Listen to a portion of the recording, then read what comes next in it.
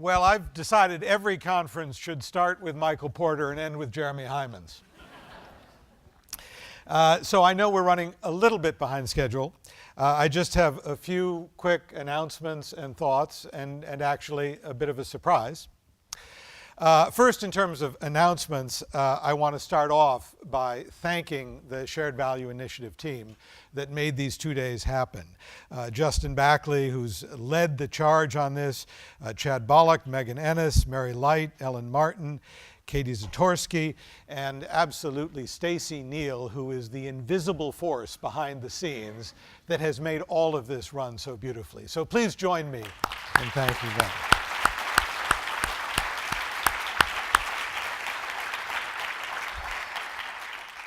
Second, a couple announcements. If you just can't get enough of shared value, the Harvard Business School has an executive education course that Michael and I will be teaching in December. It's December 9th to the 11th. There's some brochures, I believe, on the registration table, or you can find it online at HBS. Secondly, we are, as we mentioned at the beginning, putting together a report on global trends in shared value, because we really want to capture what each of you is doing around the world on shared value. And we will be reaching out to you for your input, and we hope you will share what you're doing with us and help us compile that report. Third, if you want to relive this conference, all of the plenary sessions have been taped. They were, of course, live streamed, but they will be available on the sharedvalue.org website after this, along with any questions that you may have sent through Pigeonhole that weren't answered. And we will post those, and we will work with our speakers to try and get answers to them. And lastly, we do ask you to fill out a survey. It is also going to be on Pigeonhole. It will actually close at the end of the day tomorrow. It's only 10 questions, mostly multiple choice. So we hope as you leave here and are waiting for a car or a taxi or a plane or something, you will just take a few minutes to give us feedback so we can make next year's conference better. Although I have to say it's hard to imagine how we could make next year's conference better. Listening to Jeremy, I thought for a moment, boy, I wish that was my kid. And then I thought, no, actually, I don't. But there have been so many highlights of this conference. From, first of all, just reinforcing the notion that this is about corporate strategy. There are many other ways that companies engage with society, and all of those are important. But when we're talking about shared value, we're talking about your business model, we're talking about your strategy. So many other small thoughts that just stuck with me. When Kathleen describes philanthropy in terms of filling in the gaps in the value chain, what a different way of thinking about the role of philanthropy for a company.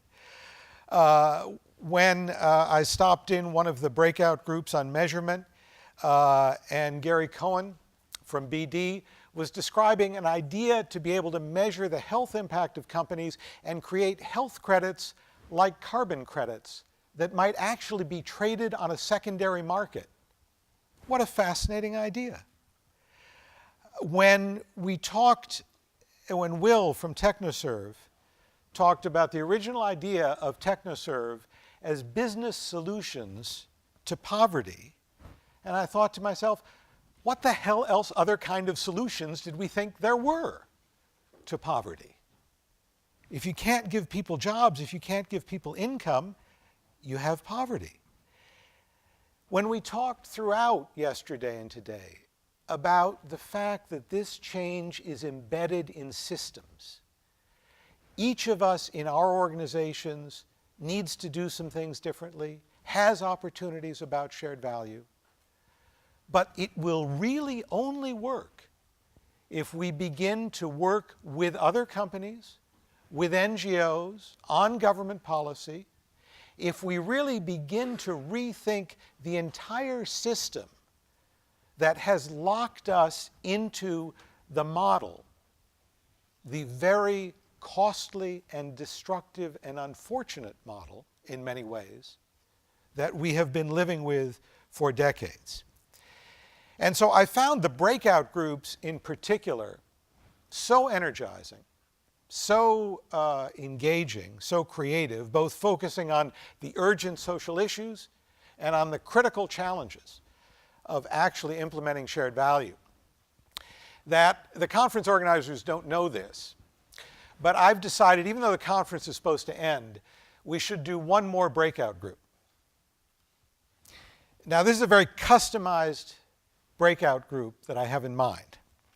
And so you actually have to take a piece of paper and write down the topic. And each of you is going to write down, I would guess, a different topic. Because the question is, what have you learned in the last 2 days that you will take back to your organization and do differently? And it's also a very unusual breakout group because you get to pick who is in it. So after you've taken a moment to think about what the topic is for you individually, I'd like you to write down just 2 or 3 names of people you've met in the last 2 days here, who you really want to be in your breakout group because they have insights and an organization that you can work with, that you can learn from. And then I want you to think of 2 or 3 other people who aren't here, who you really need in that breakout group to be able to implement, to bring home to your organization what you've learned, what you've thought of doing differently. And then, because I know people have planes and trains and so on, we won't actually keep you here for that breakout group.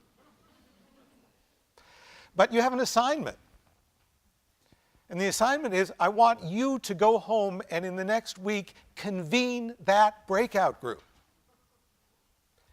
And when someone emails you from this conference and says, I'm inviting you to be in my breakout group, there's one rule: you can't say no. Because what we're talking about here can't end now at this conference. And it can't wait a year for another conference. If we are going to achieve the change in the world that you can just feel out there, that we're on the brink of, that's just hovering over every one of the speakers and panelists in the last 2 days, it's got to be because you take this home to your organization and push them further and make this real. This is already the most advanced thinkers in the world on shared value. But each of us, each of our organizations, still has a long way to go. We do at FSG, we do at the Shared Value Initiative. We're still at the very early stages. But what's so exciting to me is in so many of the conversations we've had over the last couple days,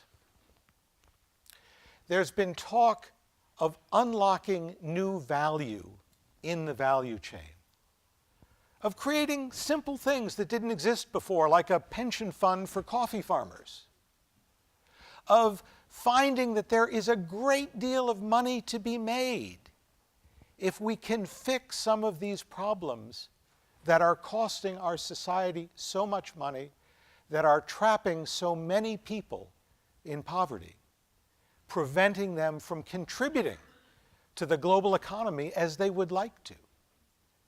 And if we can begin to rethink the system, to find those vast pockets of money and profit that are available by unblocking the value chains that each of us is a part of, how extraordinary. It completely shifts the mindset from thinking about social problems as a cost a trade-off. We can't make as much money because we have to be a nicer company. To instead thinking about it as an opportunity. And when I think about things like the Sustainable Development Goals that are being put together, I think, God, that's a whole new market. I don't think just about how much it's going to cost to fix these problems. I think about how much money companies can make by finding for-profit ways, market-driven solutions to fix these problems. So I find that this conference is an immense sense of hope because it is a simple shift in mindset that is behind shared value. But if you can make that shift, it changes everything. And if you can get others in your organization to make that shift, your organization becomes so much more powerful. I don't know whether it's new power or old power, but it becomes so much more powerful. And I just want to close with the thought from Jeremy's talk about the importance of celebrating the victories.